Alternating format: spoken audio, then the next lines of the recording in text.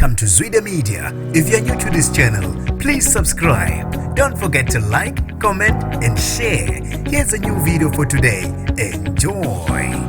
Ushaye umphakathi wanabo wesilisa oneminyaka engu-39 ngokudabuka eMozambique obezama ukudlengula owesifazane wala eNingizimu Afrika. Ngenibingelele ngiphinde nginamukele ezindabeni zezwe igama lami ngosibonga konke wakandwande mothanda ungangibiza intatheli eka YouTube. Kubekwa ukuthi ushaye umphakathi kanzima wesilisa oneminyaka engu-39 ngokudabuka eMozambique obezama ukudlengula owesifazane eRedcliffe namhlanje.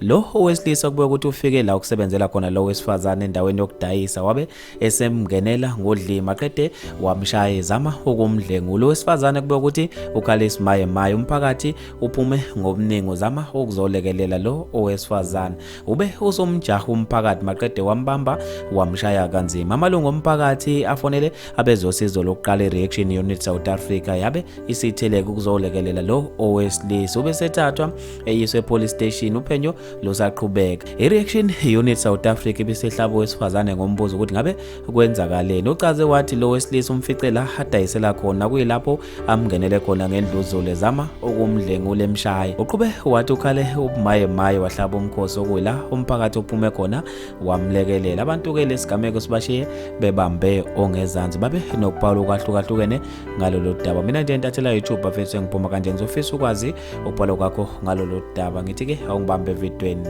elandelayo.